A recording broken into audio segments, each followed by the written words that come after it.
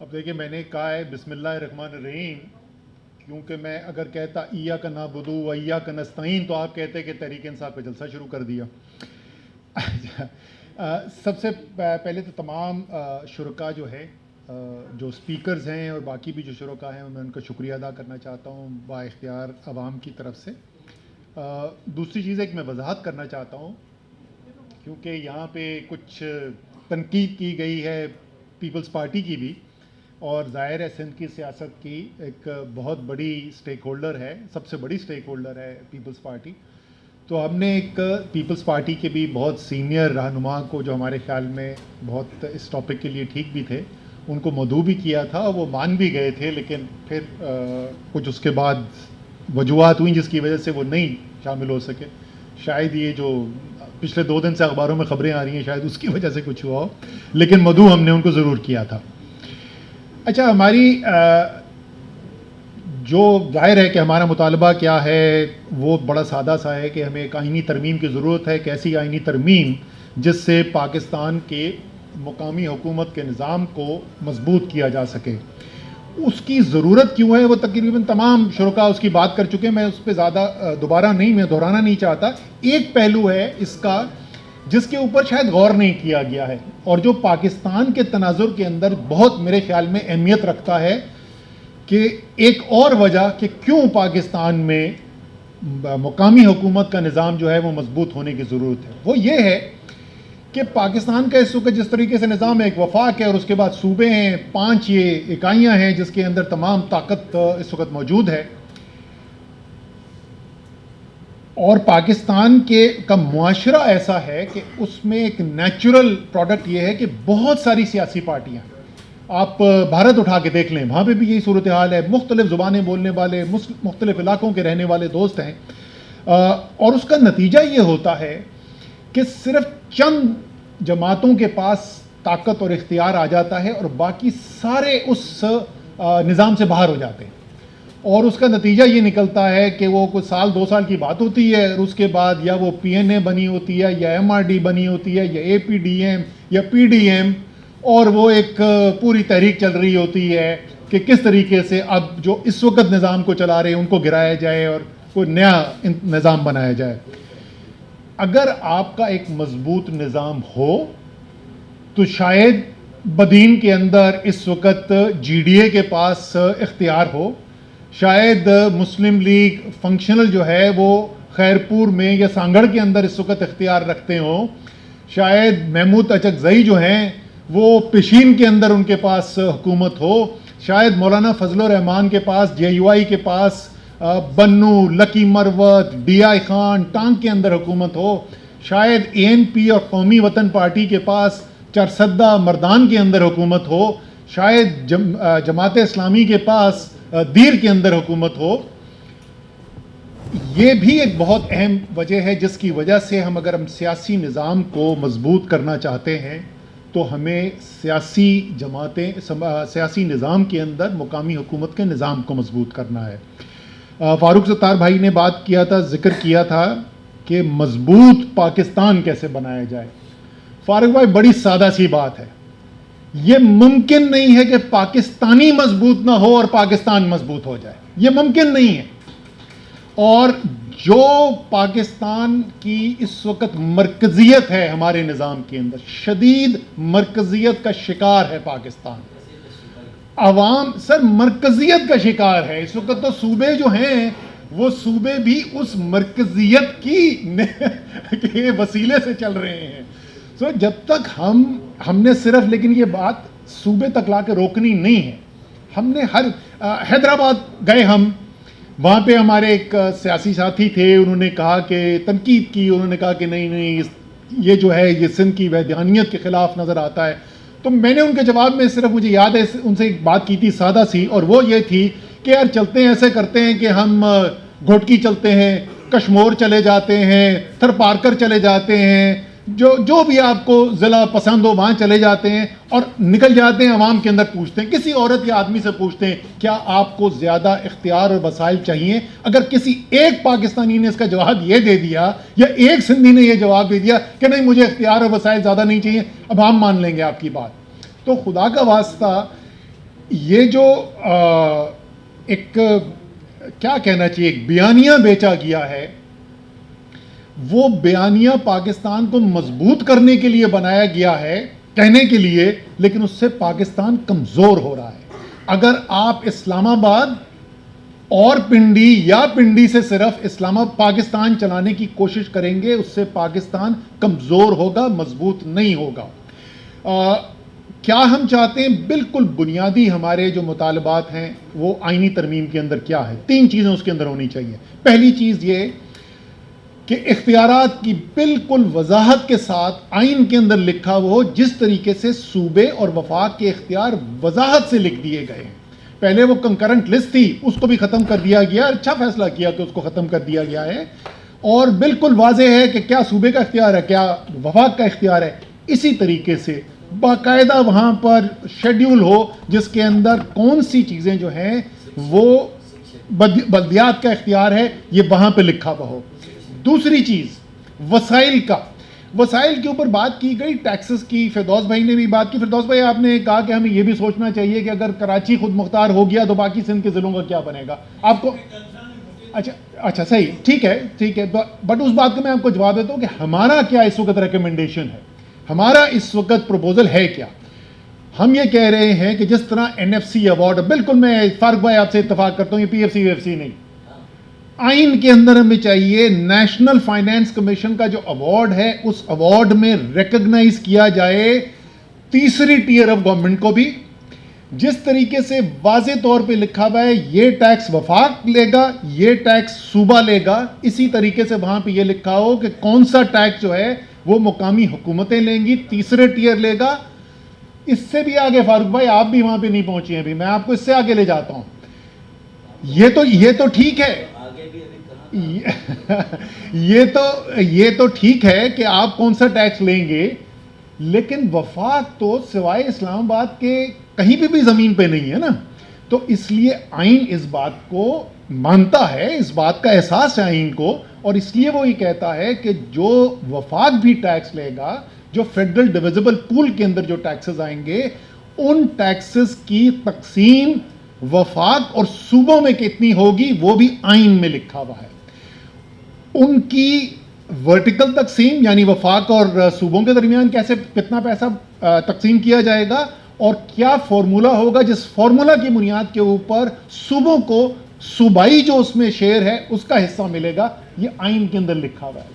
ہماری تجویز یہ ہے یہیں پہ آپ تیسرا حصہ اس کے اندر شامل کیجئے کہ جو فیڈرل ڈویزبل پول میں پیسہ آئے گا اس میں وفاق کتنا رکھے گا، اس میں صوبہ کتنا رکھے گا، اور اس میں کتنا آئین کے مطابق مقامی حکومت کے پاس تھرڈ ٹیئر آف گورنمنٹ کے بعد جانا ہی جانا ہے۔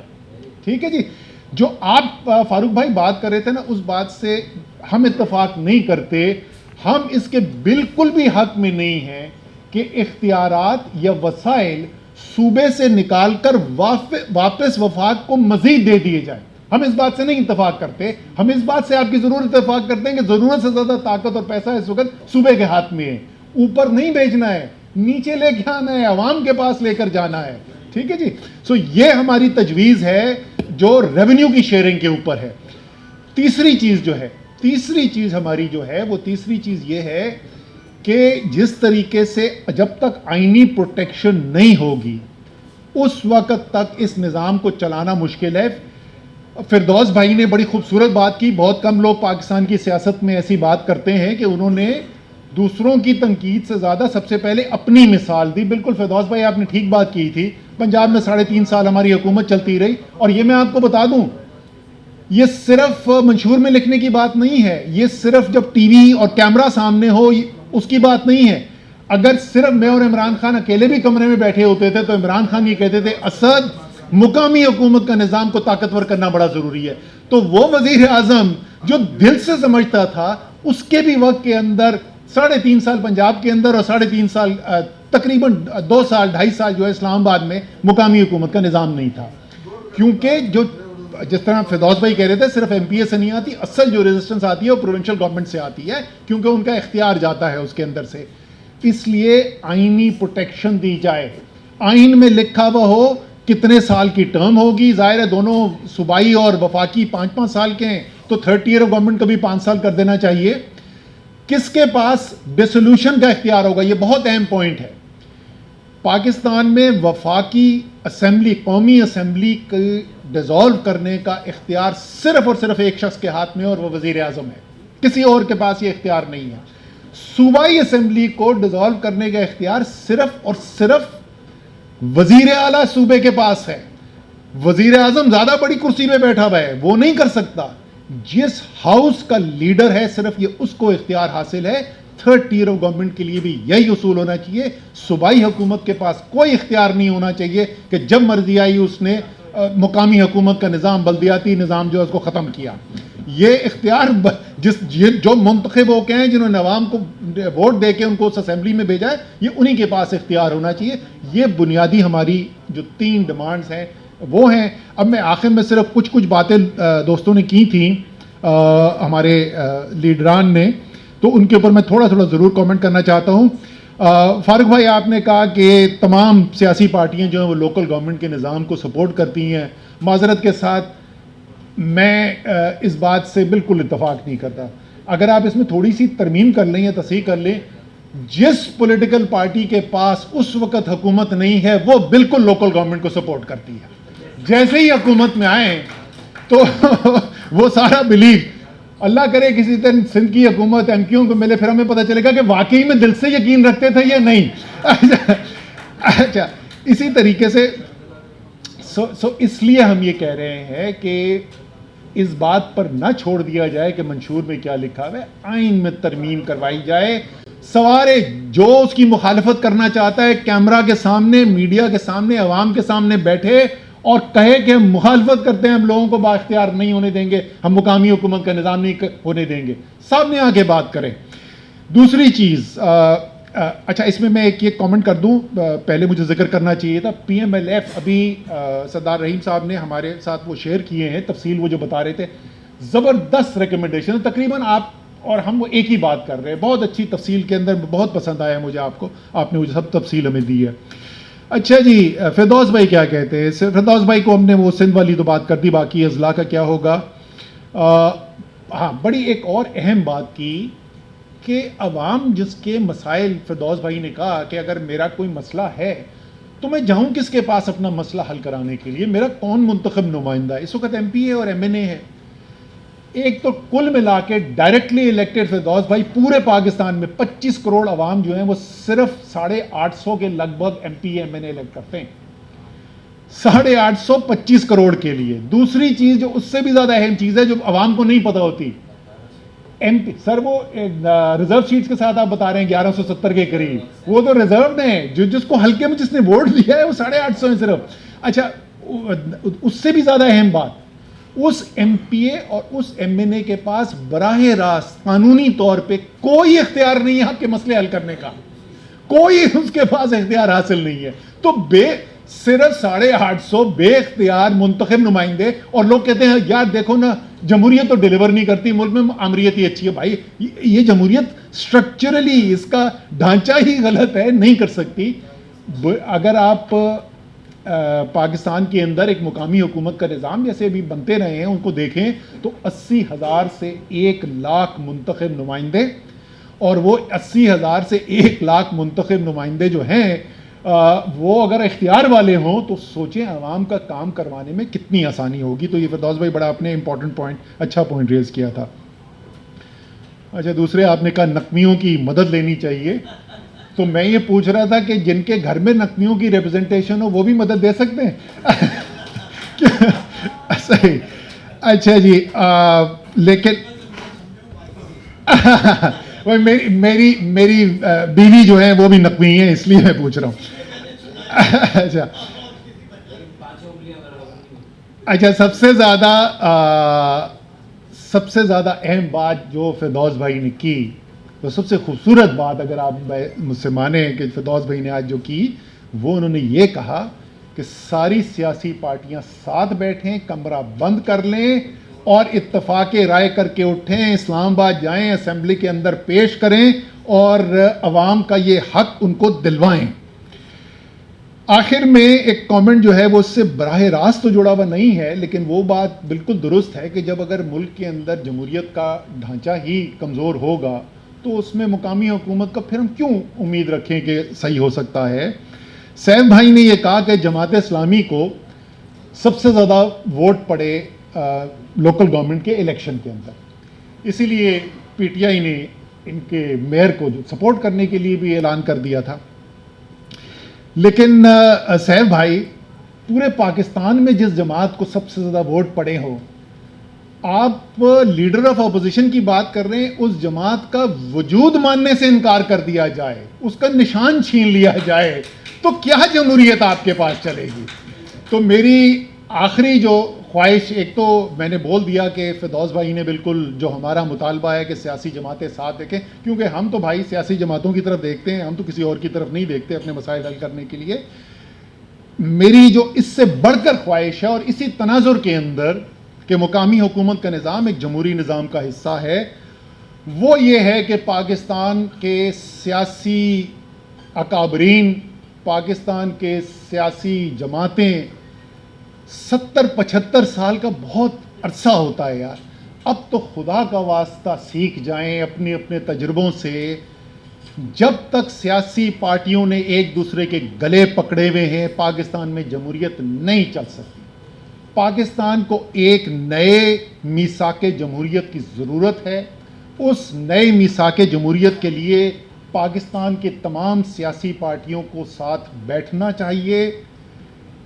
حل جو ہے وہ سیاسی پارٹیوں نے نکالنا ہے۔ یہ ملک ایک سیاسی عمل سے بنا تھا، ایک جمہوری عمل سے بنا تھا، لوگوں نے ووٹ ڈالے تھے، اس سے پاکستان جو ہے وہ معرض وجود کے اندر آیا تھا۔ اس کا حل کسی اور نظام کے اندر نہیں ہے، لیکن اس کے لیے سیاسی پارٹیوں کو ساتھ مل کر بیٹھنا پڑے گا اس میثاق جمہوریت کے لیے۔ اور وہاں پہ آپ کریں گے کیا؟ وہاں پہ میں اپنے الفاظ سے زیادہ خوبصورت الفاظ حنیف اسدی کے استعمال کرنا چاہوں گا۔ امین بھائی اجازت ہے؟ فاروق بھائی جتنا اچھا شعر تو نہیں سنا سکتا، لیکن پھر بھی ہم ختم اس پہ کریں گے حنیف اسدی کے۔ اور یہ میری پاکستان کی تمام سیاسی پارٹیوں، تمام سیاسی لیڈروں سے، بشمول ان کے جو یہاں پر بیٹھے ہوئے ہیں، ان سے یہ اپیل کی جا رہی ہے، تمام تر حل طلب مسائل کو حل کریں گے۔ فردوس بھائی آپ لوگ کیا کریں گے ساتھ بیٹھ کے؟ تمام تر حل طلب مسائل کو حل کریں گے، جو طے نہیں ہے وہ طے کریں گے، یہ طے ہوا تھا۔ یہ حنیف اسدی کے الفاظ کے ساتھ میں ختم کروں گا۔ بہت بہت شکریہ سب کا آنے کے لیے۔